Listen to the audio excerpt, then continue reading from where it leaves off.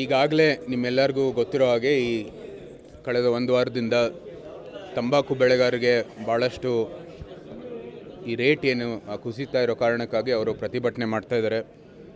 ಸಹಜವಾಗಿ ಅವರು ಮಂಡಳಿನೂ ಕೂಡ ಅದು ಸರಿಯಾದ ರೀತಿ ಇದು ನಿಯಂತ್ರಣ ಮಾಡ್ತಾ ಇಲ್ಲ ಅಂತ ಅವರು ಆರೋಪನೂ ಕೂಡ ಮಾಡಿದ್ದಾರೆ.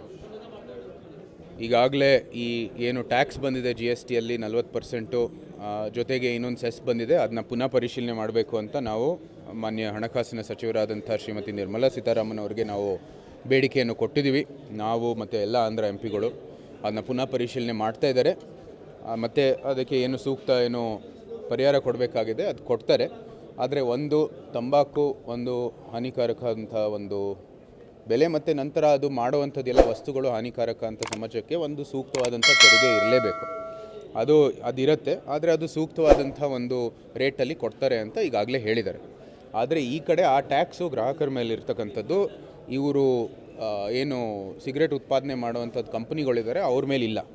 ಸೊ ಇಲ್ಲಿ ಇವರು ಏನಕ್ಕೆ ನಿರ್ಧಾರ ತೊಗೊಂಡಿದ್ದಾರೆ ಅಂತ ನಾವೆಲ್ಲರೂ ಅವ್ರನ್ನ ಪ್ರಶ್ನೆ ಮಾಡಿದ್ದೀವಿ. ಮತ್ತು ಇವತ್ತು ಸಾಯಂಕಾಲ ಒಳಗಡೆ ಜಿಲ್ಲಾಧಿಕಾರಿಗೆ ಒಂದು ಸೂಕ್ತ ಉತ್ತರ ಕೊಡಬೇಕು ಅಂತ ಹೇಳಿದ್ದಾರೆ.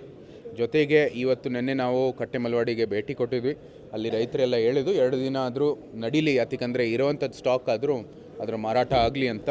ಈಗಾಗಲೇ ಅವರು ಬೇರೆ ಬೇರೆ ಒಂದು ಅಭಿಪ್ರಾಯಗಳು ಕೊಟ್ಟಿದ್ದಾರೆ. ಅದೆಲ್ಲನೂ ಕೂಡ ಪರಿಶೀಲನೆ ಮಾಡಿ ಸೂಕ್ತ ಒಂದು ನಿರ್ಧಾರ ತಗೊಳ್ಳಿಕ್ಕೆ ನಾವು ಸಿದ್ಧ ಆಗಿದ್ದೀವಿ. ಅದಾದ ನಂತರ ಇವತ್ತು ಪಿಯೂಷ್ ಗೋಯಲ್ ಅವ್ರನ್ನ ಭೇಟಿ ಆಗಬೇಕಾಗಿದೆ. ಇಲ್ಲಿ ಇರ್ತಕ್ಕಂಥ ಎಲ್ಲ ಸಂಗತಿಗಳನ್ನು ಅವ್ರಿಗೆ ಮಂಡನೆ ಮಾಡಬೇಕಾಗಿದೆ. ರೈತರ ಜೊತೆಗೆ ನಮ್ಮ ಶಾಸಕರ ಜೊತೆಗೆ ಆ ಒಂದು ಕೆಲಸ ಆಗುತ್ತೆ ಅಂತ ನಾವು ಇಲ್ಲಿ ಒಂದು ಆಶ್ವಾಸನೆ ಕೊಡಬಹುದು. ಈಗ ಅದಕ್ಕೆ ಭಾಳ ಉತ್ತರಗಳಿದೆ. ಅಲ್ಲೇ ಬೇರೆ ರೀತಿಯ ಒಂದು ತಳಿ ಬೆಳೀತಾರೆ, ಇಲ್ಲಿ ಬೇರೆ ತಳಿ ಅಂತ ಬೇರೆ ಬೇರೆ ಅದು ಕಾರಣಗಳಿದ್ದಾವೆ. ಆದರೆ ಇಲ್ಲಿ ಸೂಕ್ತವಾದಂಥ ಬೆಲೆ ಕೊಡಬೇಕಾಗಿರುವಂಥದ್ದು ರೈತರು ಬೇಡಿಕೆ. ಅವ್ರಿಗೂ ಗೊತ್ತಿದೆ, ನಮಗೂ ಗೊತ್ತಿದೆ. ಏನಾಗಿದೆ, ಇಲ್ಲಿ 320 330 ಹೋಗಿತ್ತು ರೇಟು, ಆದರೆ ಇವತ್ತು ಅದು ಕುಸಿತಾ ಇದೆ. ಇವತ್ತು ಅದೇ ರೇಟ್ ಕೊಟ್ಟು ಅದಕ್ಕಿಂತ ಜಾಸ್ತಿನೂ ರೇಟ್ ಕೊಟ್ಟರೆ ಇಲ್ಲಿಗೆ ಅನುಕೂಲ ಆಗುತ್ತೆ. ನಾವೇನು ಆಂಧ್ರ ರೇಟ್ ಬೇಕು ಅಂತ ಇಲ್ಲಿ ಯಾರ ಬೇಡಿಕೆನೂ ಇಲ್ಲ. ನಮಗೆ ಕರ್ನಾಟಕಕ್ಕೆ ಅನುಕೂಲವಾದಂಥ ರೇಟ್ ಬೇಕಾಗಿದೆ. ಒಳ್ಳೆ ರೇಟ್ ಕೊಡುವಂಥದ್ದು ವ್ಯವಸ್ಥೆನೂ ಇದೆ ಮತ್ತು ಅವ್ರಿಗೂ ಅವಕಾಶನೂ ಕೂಡ ಇದೆ. ಅದು ಮಾಡಬೇಕಾಗಿದೆ. ನಿರಂತರವಾಗಿ ನಮ್ಮ ಬೇಡಿಕೆ ನಡೀತಿದೆ. ಕೇಂದ್ರ ರಾಜ್ಯ ನಾವು ಎಲ್ಲಿ ಹೇಳಿದ್ದೀವಿ ರಾಜ್ಯ ಅಂತ? ನಾವೆಲ್ಲೂ ಹೇಳಿಲ್ಲ ರಾಜ್ಯ ಸರ್ಕಾರ ಅಂತ. ರಾಜ್ಯ ಸರ್ಕಾರ ಪ್ರತಿಯೊಂದು ಕೆಲಸಕ್ಕೂ ಕೂಡ ಕೇಂದ್ರ ಸರ್ಕಾರದ ಮೇಲೆ ಗೂಬೆ ಕೂರಿಸುವಂಥದ್ದು ಅವರು ಮಾಡ್ತಾ ಇದ್ದಾರೆ. ಅದು ಒಂದು ಪದ್ಧತಿ ಆಗಿದೆ ಅವ್ರದ್ರಲ್ಲಿ. ನಾವು ಹೇಳಿದ್ದೀವಿ, ಇದು ನಾವು ಯಾವುದೇ ರೀತಿ ರಾಜ್ಯ ಸರ್ಕಾರದ ಮೇಲೆ ಯಾವುದೇ ಆರೋಪ ಹಾಕಿಲ್ಲ. ಇದು ನಮ್ಮ ಕೇಂದ್ರ ಸರ್ಕಾರದ ಕೆಲಸ, ನಾವು ಮಾಡ್ತೀವಿ. ನಮ್ಮ ಸಚಿವರಲ್ಲಿ ಸಂಪೂರ್ಣವಾದಂಥ ವಿಶ್ವಾಸ ಇದೆ. ಮತ್ತು ಇದು ನಮ್ಮ ತಂಬಾಕು ಮಂಡಳಿಯನ್ನು ಕೂಡ ಇವತ್ತು ಸರಿಯಾದ ನಿರ್ಧಾರ ತಗೊಳ್ಳೋದ್ರಲ್ಲಿ ನಾವು ಒತ್ತಾಯಿಸ್ತೀವಿ ಅಂತ ನಮಗೆ ವಿಶ್ವಾಸ ಇದೆ.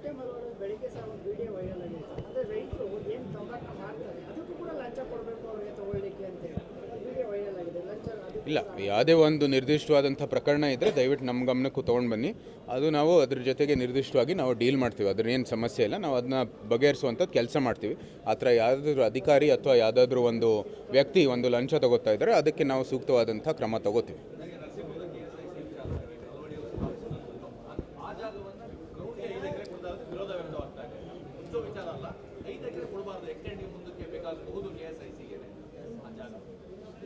ಈಗ ಯಾರು ಹೊಣೆ ಅದರದ್ದು? ಮತ್ತು ಈಗಾಗಲೇ ನಾವು ಅದನ್ನ ಟ್ವಿಟರ್ ಮೇಲೆ ಲೆಟ್ರ್ ಕೂಡ ಬರೆದಿದ್ದೀವಿ. ಇದಕ್ಕೆ ತಕ್ಕ KSICಗೆ ಕೊಟ್ಟಿರ್ತಕ್ಕಂಥ ಜಮೀನು KSIC ಕಾರ್ಯಕ್ರಮಕ್ಕೆ ಚಟುವಟಿಕೆಗಳಿಗೆ ಅದನ್ನ ನಾವು ಬಳಸಬೇಕಾಗಿದೆ ಅಂತ ನಾವು ಆಗಲೇ ಲೆಟ್ರ್ ಕೊಟ್ಟಿದ್ದೀವಿ. ಮತ್ತು ನಮ್ಮ ಹೋರಾಟನೂ ಕೂಡ ಮುಂದುವರಿಯುತ್ತೆ. ಅದರಲ್ಲಿ ಯಾವುದೇ ರೀತಿಯ ಅನುಮಾನ ಬೇಡ.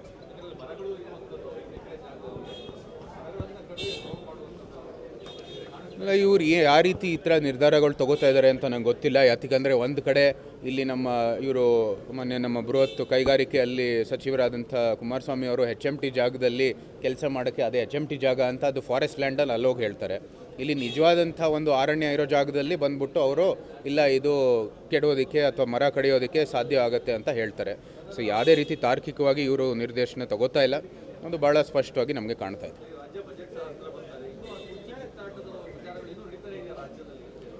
ನೋಡಿ, ನನಗೆಲ್ಲ ಮಾಹಿತಿ ಬರೋದು ನಿಮ್ಮಿಂದಾನೆ.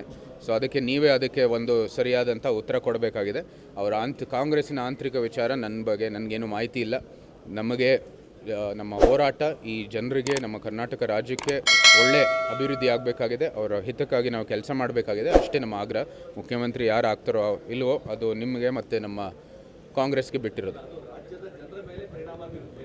100ಕ್ಕೆ 100 100% ಯಾತಕ್ಕಂದರೆ ಇಲ್ಲಿ ನಿಮ್ಗೆ ಗೊತ್ತಿರೋ ಹಾಗೆ ಇಲ್ಲಿ ಅಭಿವೃದ್ಧಿ ಒಂದು ಕಡೆ ಆಗ್ತಾ ಇಲ್ಲ. ಅವರು ಜನರ ಹಿತಕ್ಕಾಗಿ ಏನು ಕೆಲಸ ಮಾಡಬೇಕಾಗಿದೆ, ಅದ್ರ ಬದಲು ಇಲ್ಲಿ ಯಾರು ಮುಖ್ಯಮಂತ್ರಿ ಆಗ್ತಾರೆ ಅಂತ ಅವರು ಹೋರಾಟವನ್ನು ಮಾಡ್ತಾ ಇದ್ದಾರೆ. ಅದು ಸಹಜವಾಗಿ ಅದರ ಪರಿಣಾಮ ಇದ್ರ ಮೇಲೆ ಇದ್ದೇ ಇದೆ. ಲೇಟೆಸ್ಟ್ ಹಾಗೂ ಇಂಟ್ರೆಸ್ಟಿಂಗ್ ಸುದ್ದಿಗಳಿಗಾಗಿ ಬಾಸ್ ಟಿವಿ ಕನ್ನಡ ಚಾನೆಲ್ನ ಸಬ್ಸ್ಕ್ರೈಬ್ ಮಾಡಿ. ಹಾಗೆಯೇ ಬೆಲ್ ಐಕಾನ್ ಪ್ರೆಸ್ ಮಾಡಿ. ಇದರ ಜೊತೆಗೆ ಫೇಸ್ಬುಕ್, ಇನ್ಸ್ಟಾಗ್ರಾಮ್, ಎಕ್ಸ್ನಲ್ಲೂ ಮಿಸ್ ಮಾಡದೆ ಫಾಲೋ ಮಾಡಿ.